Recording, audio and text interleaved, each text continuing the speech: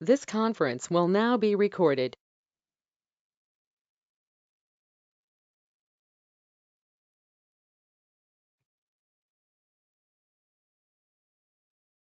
Is it visible? Somebody reply. Yes, sir. Okay, okay. Manoj is there. Manoj, join. Yes, sir. Manoj,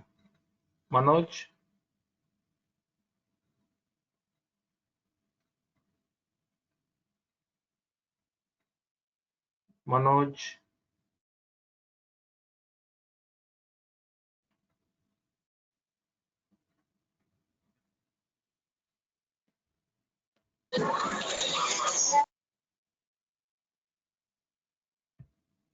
Okay, we will start with today's topic. In the previous class, we were trying to understand what if the teratogenic data is known. What if teratogenic data is not known? These are the two clinical situations which we were trying to understand in the last class. To continue the same clinical issues, there is another issue which you may come across is when the drugs for which teratogenesis is alleged. See, let us understand what is allegation. This is very important. Aparna,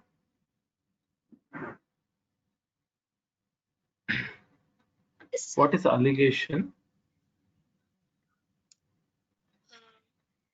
Allegation. I don't know, sir.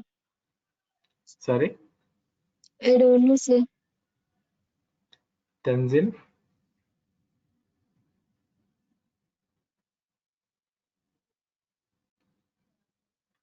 Sherin,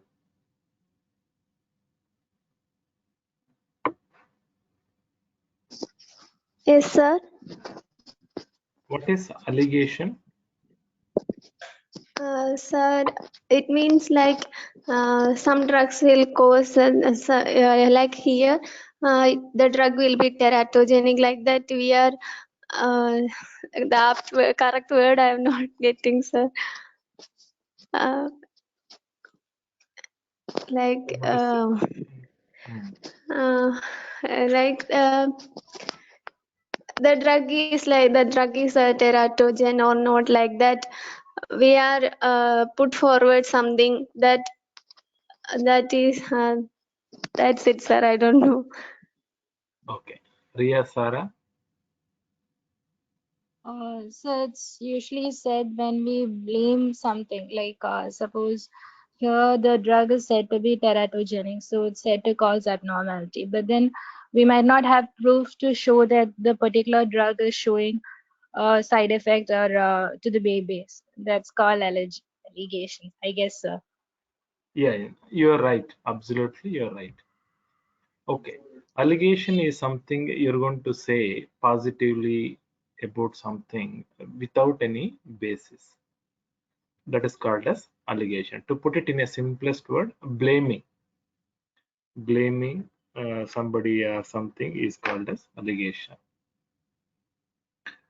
Blaming can be negative also, but allegation is a positive note, right?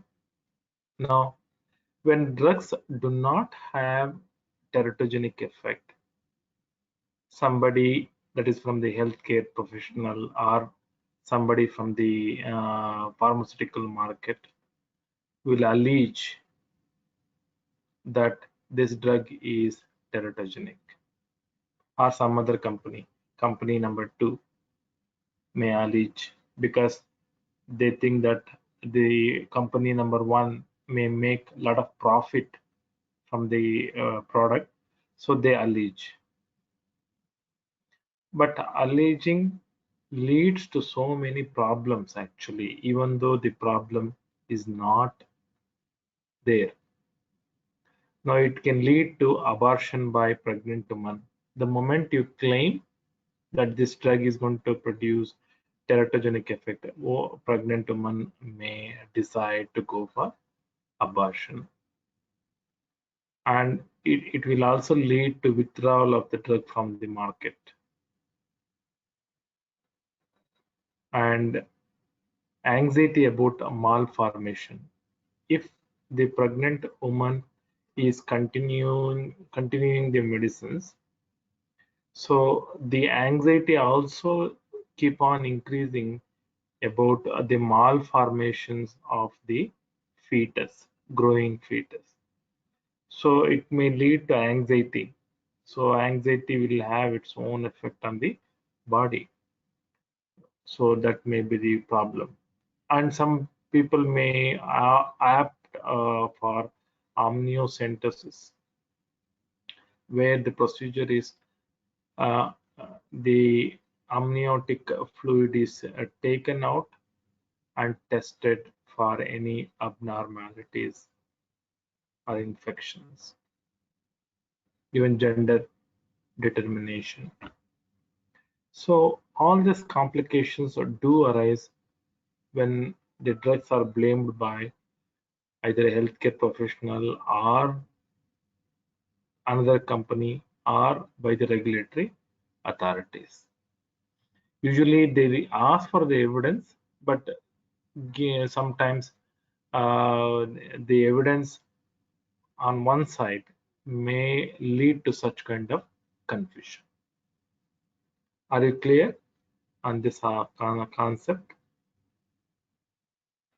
So pharmacoepidemiology helps here to get a lot of data on large population so that it can protect this kind of allegation on drug, right? Can we move on to the next part of it?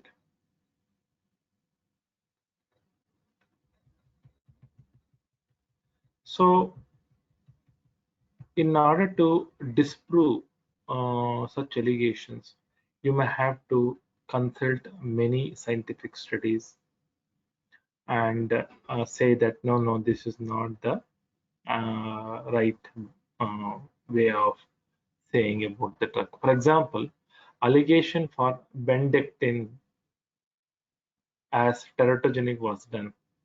Bendectin was told that it causes teratogenic effect, but it led to withdrawal of the product because of the litigations. But when they aggregated the data from history, the large data finally said that it is safe in pregnancy. So look at the way the allegation play important role in killing the product whose sale is um, on the higher side, right? So such allegations help, causes the problem for the drugs which may not contain teratogenic effect. So pharmacoepidemiology helps to collect such a large data in order to prove that the drug is safe. It may pull out the many case reports or many case series report or many cohort studies and finally prove, which is not usually seen with randomized clinical trials, which is a single study, right? Next concept, next clinical situation, which issues which may come out and cause the problem is that the fallacy of class action teratogenesis. The fallacy of class action teratogenesis. Let us understand what is this fallacy. Sai Srilekha, what is a fallacy? What do you understand by fallacy? Means I don't know, sir. Policy. No idea, sir. Okay. Sonam,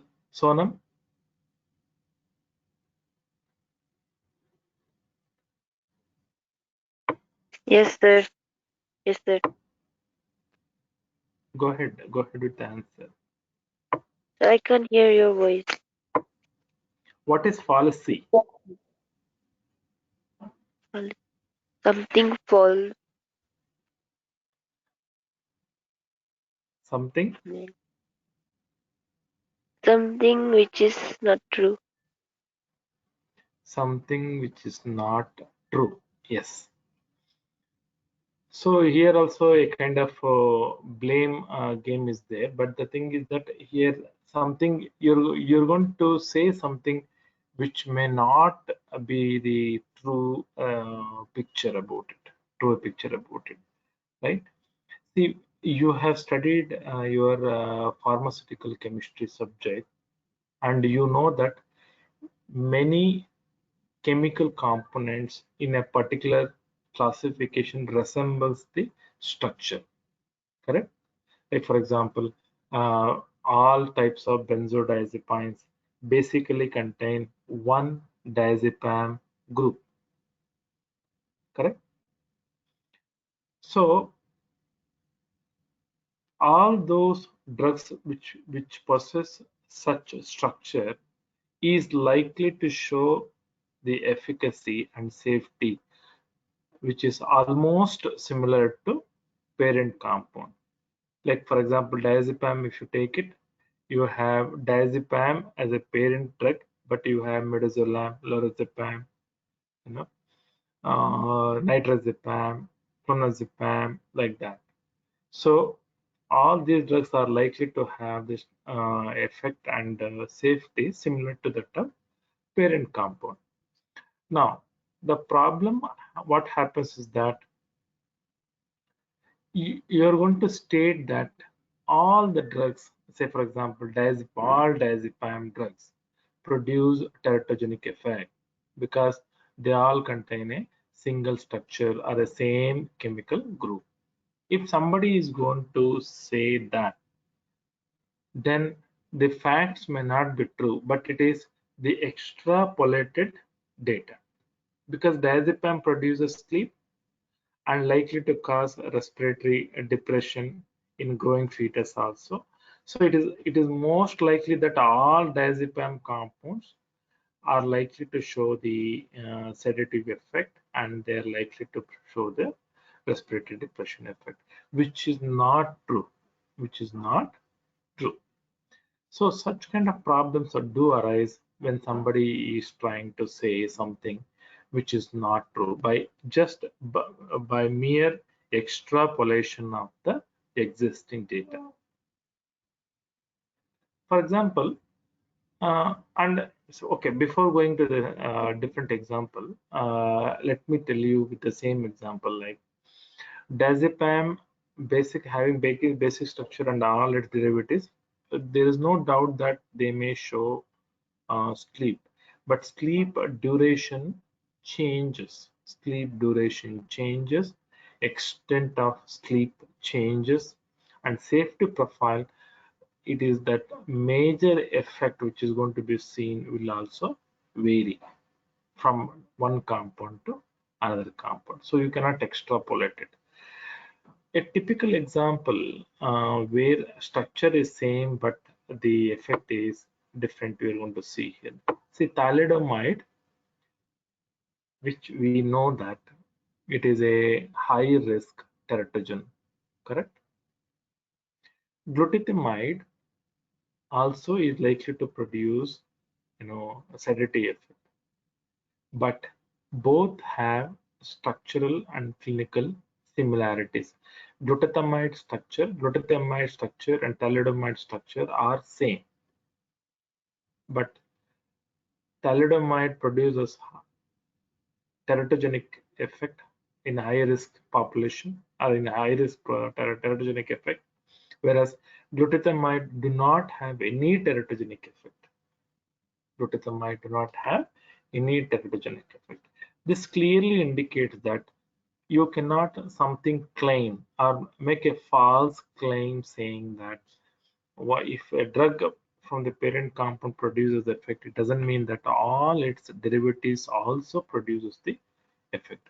So this is where again pharmacoepidemiology play a very important role in order to get a lot of data about different compounds and trying to prove which one produces the effect, especially teratogenic effect. Right?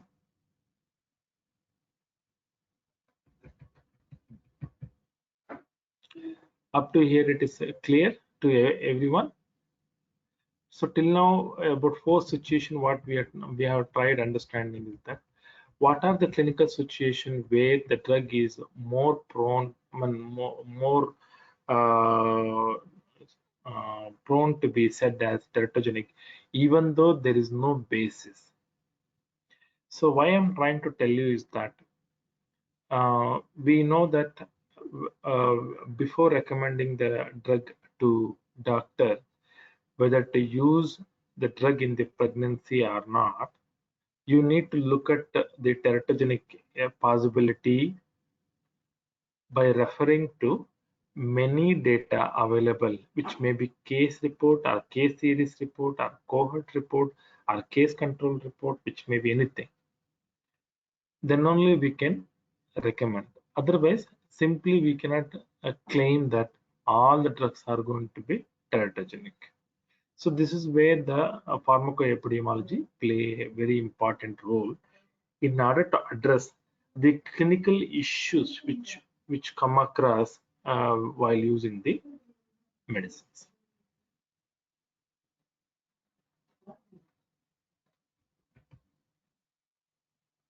Next, we are going to understand that how to use pharmacoepidemiological methods in studying birth defect. Correct? See, this is very important because we all know that the clinical trials do not involve pregnant woman and lactating mother. Correct?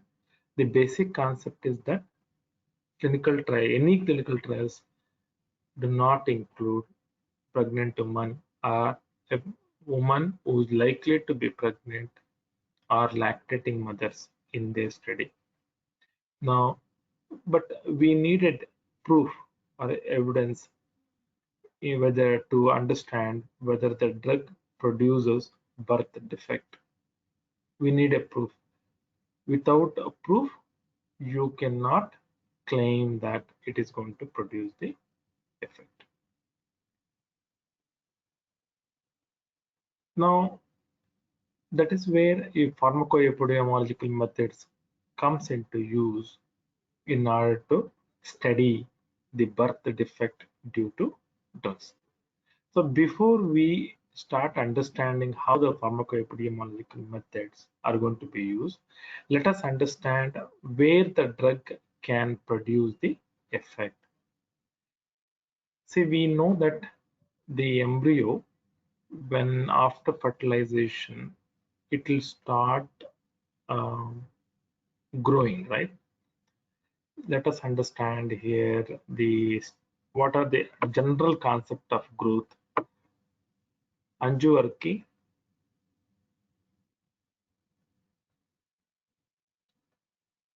Anjuvarki is not there.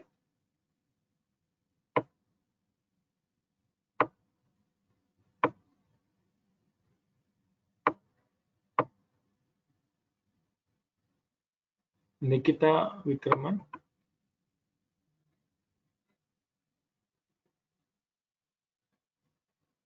Nikita, Yes, okay. sir. Nikita, what would be the main three stages when the embryo start growing?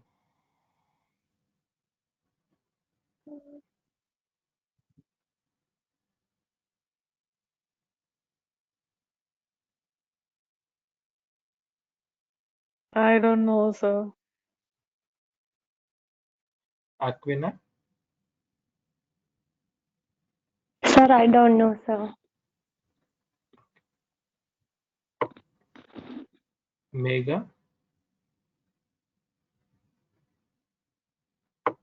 Sir, I don't know, sir.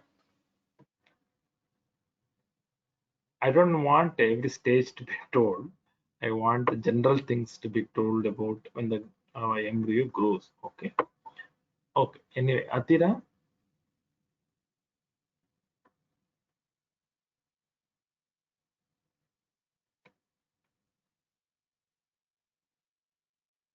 Kamal, I don't know, sir. Irene, Sarah,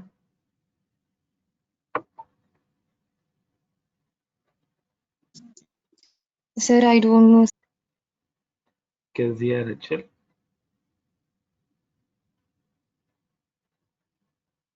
Oh,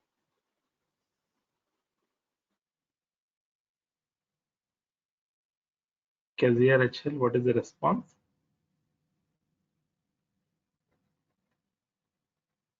sir, I don't know, sir. Okay. Sufficient.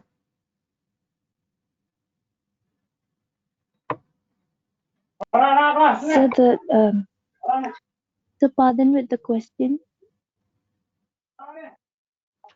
What are the various stages of embryo growth? So is it the germinal state, Okay. embryonic state, Mm. and fetal development? Mm. Basically, what In German, happens? Basically, what happens when the embryo is growing?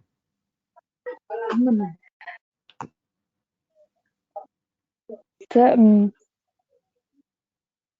so during the embryonic stage, the what's it? This is so I don't know how to explain. Okay, no problem. Aparna,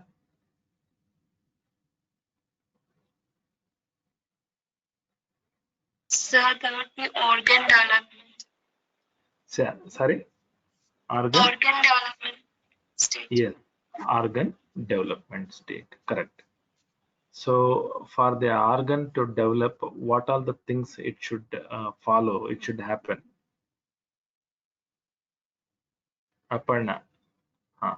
I don't know, sir, about that. Okay. Tenzin,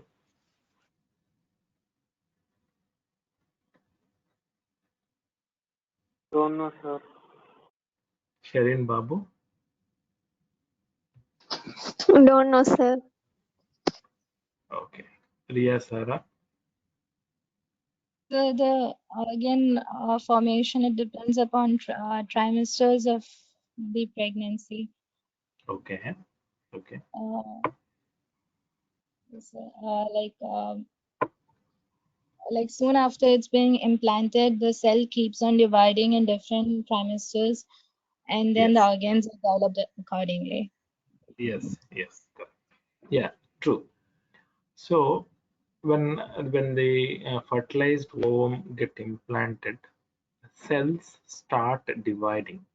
Okay, cells start dividing and multiplying, and due to genetic influence, the organs also start forming, and some organs will be truncated, some organs will be enlarged.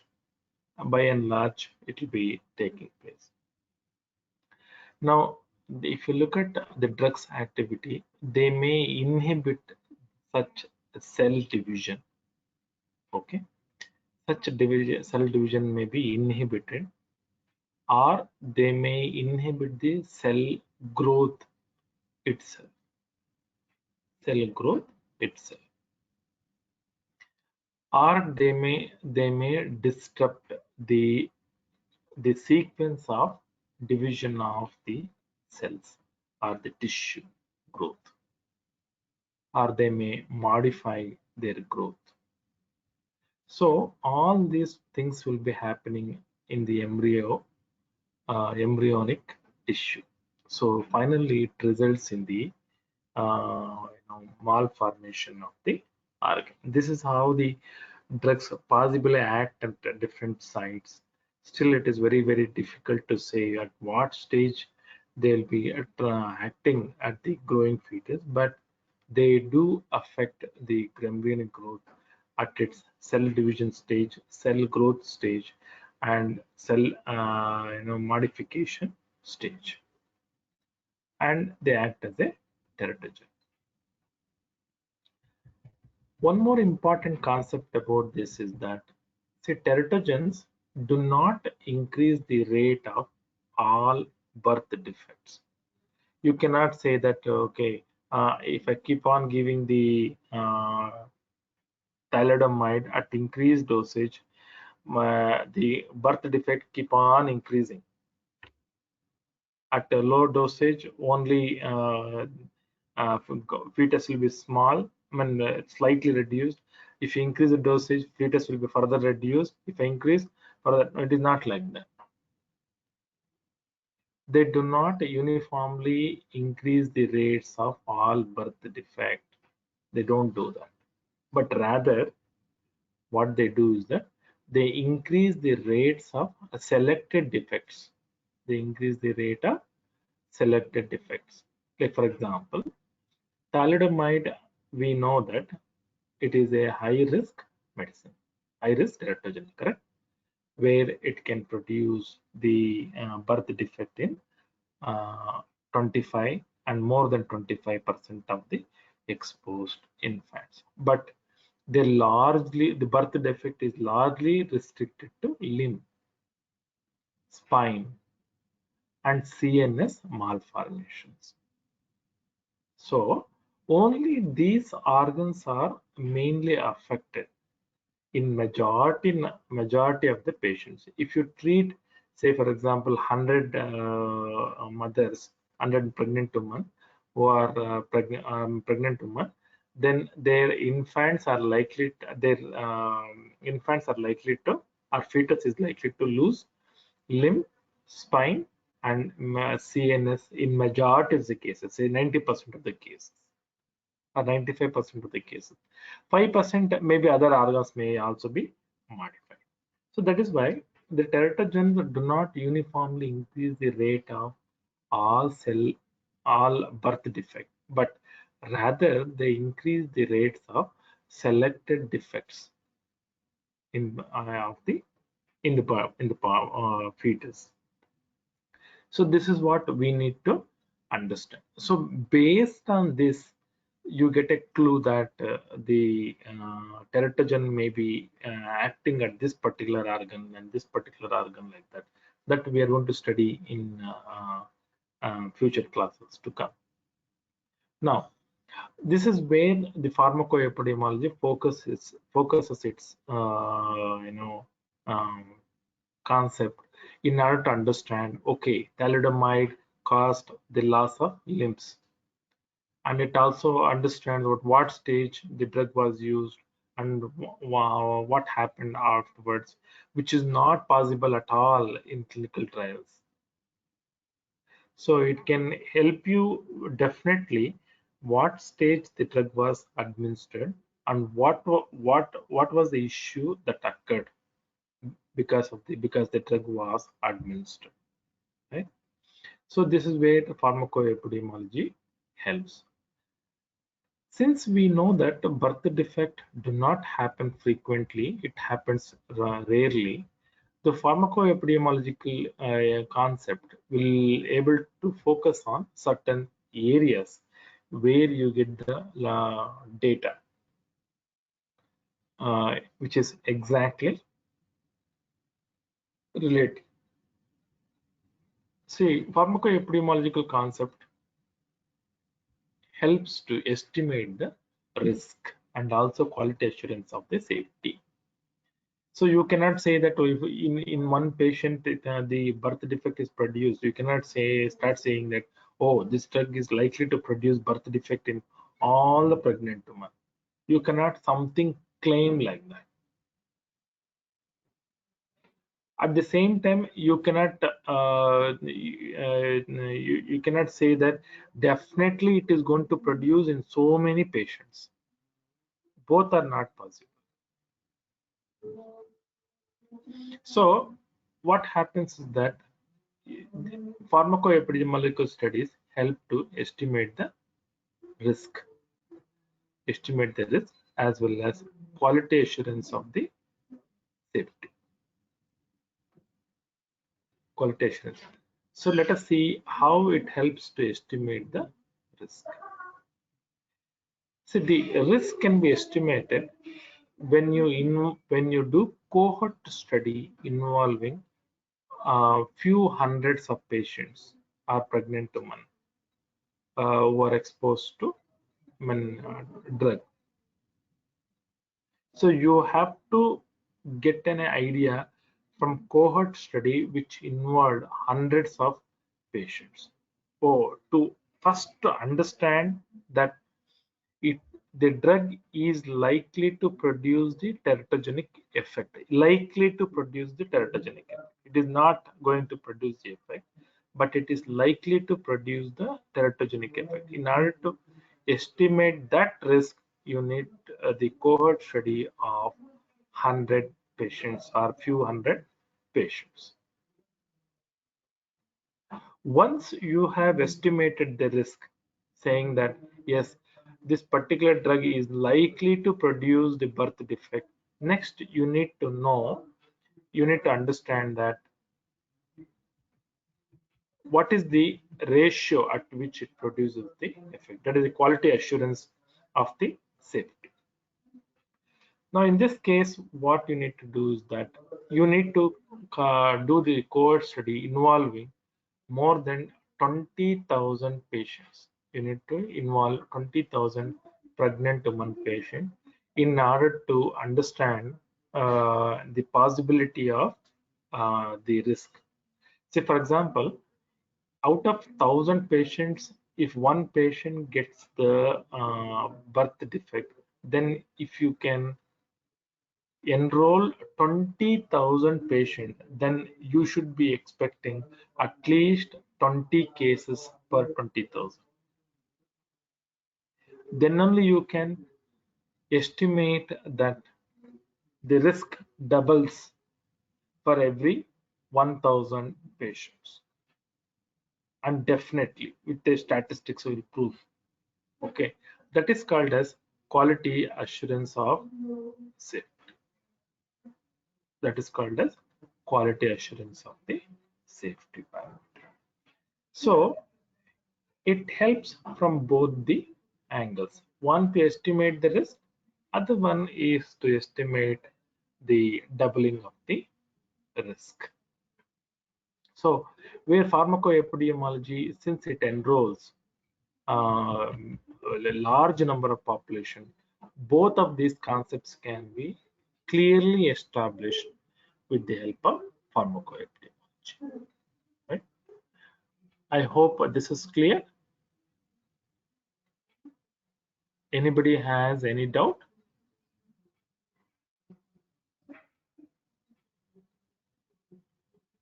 Can we move on to the next one? Next slide.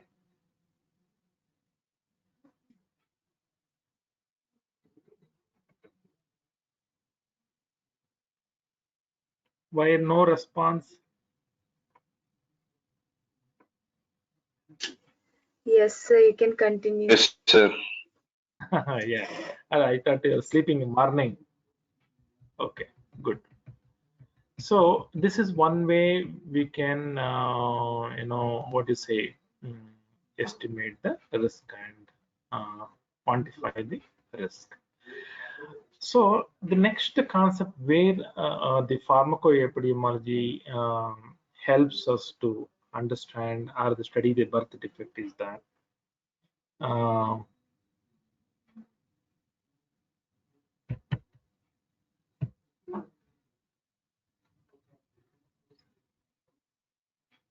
classifying the medications.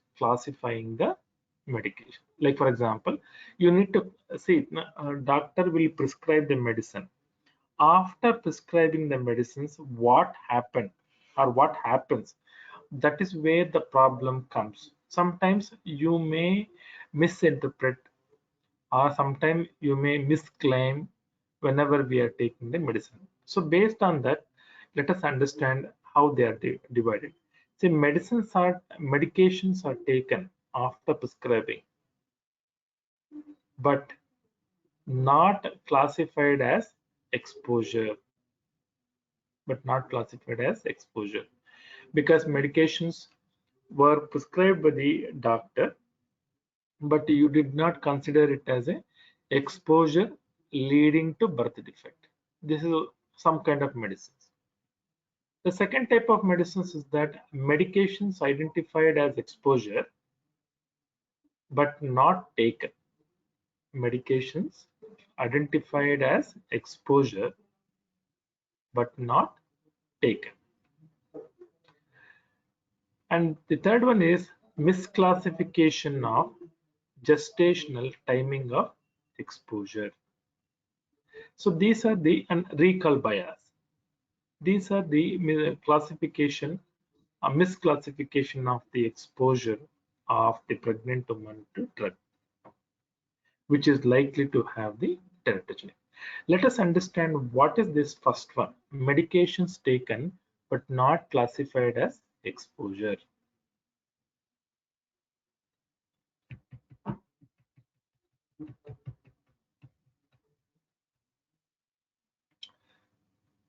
See now, when the doctor prescribes the medicine, he would not have considered it as a fetal abnormality, or it is not considered as unsafe for the pregnant woman. Now, such medicines, when they are taken by pregnant women, can cause birth defect. Okay, so treating physician is a very important person in decision of the drugs that are prescribed during pregnancy, including the pregnant woman who is taken. So medications are taken because it was prescribed by the physician, but it has led to birth defect, but it was not considered as exposure. So you do not know how many such kind of cases are there. Second classification is that non-prescribed medications taken by the pregnant woman. Non-prescribed medications include, like for example, OTC medications, herbal medications, vitamins, minerals, supplemental products, drug products borrowed from friends, relatives, and neighbors. Okay, so even these drugs are taken by the woman on her own, and if it has led to birth defect, you cannot make out. The next one is illicit drugs. Illicit drugs are usually taken by the people who are abusers of the drug. Like what we say is that drug addicts, right? Drug addicts. So if these drugs are taken by the pregnant woman, and if those drugs cause birth defect, then you cannot consider as a study, but ultimately it has led to birth defect. Now, pharmacoepidemiological study helps to assess these drugs to link with the birth defect. Okay, so this is the one type of classification which may lead to problem actually, So you need to know how many such drugs are taken by the pregnant woman as prescribed by the physician, and they are not considered as exposure. So this is where the pharmacoepidemiological concept helps to assess medications that are known are likely to cause the birth defect. So any doubt in this concept? No, sir. Yeah. The second type of concept is medications identified as exposures but not taken. Medications identified as exposure but not taken. Let us see this situation. What is this situation in misclassification?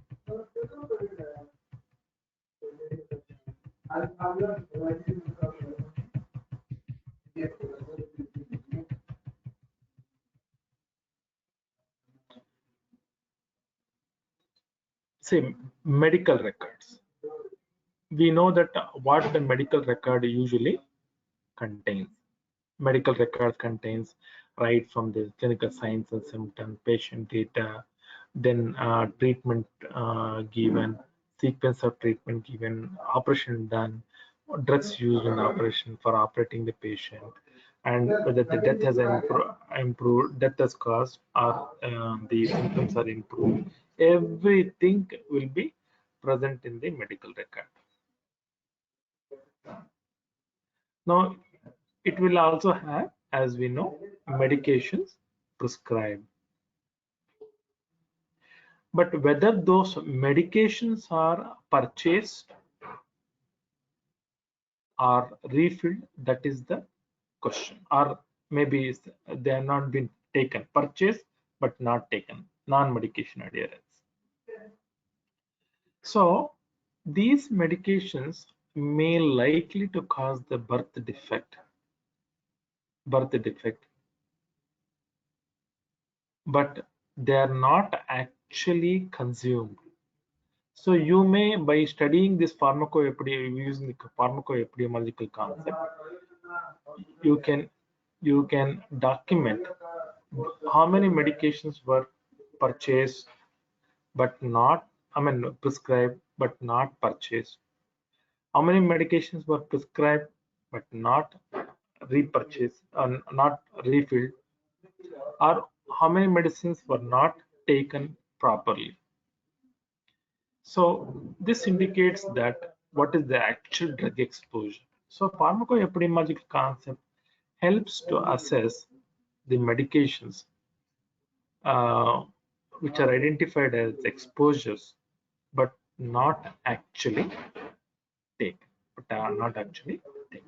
That's what it is. One type, medications are prescribed, patients have consumed, but they were not considered as exposure, but that led to birth defect. Another type is that medications were identified as teratogenic, but actually they are not taken. So you need to assess this.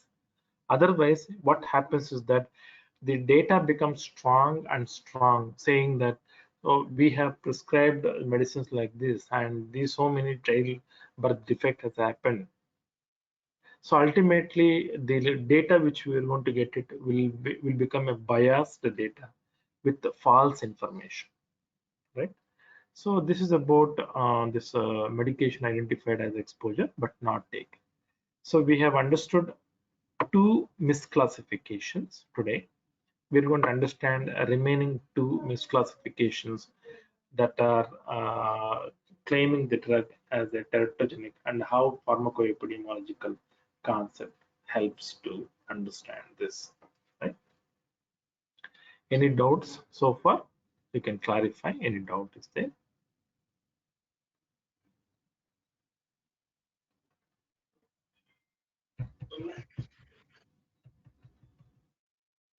Okay, if there is no doubt, Manoj is connected now. Yes, sir, I'm there. Manoj, please send me the email address, your email address, Okay, so that I can send the student list. So in the same file, you can enter the drug names which we have discussed. I hope you convey the same message to your friends also. yes, sir. So to get the information, and you can push the same file to me. Okay, and send me the absentee data also. Okay, Okay, thank you very much. thank you, sir.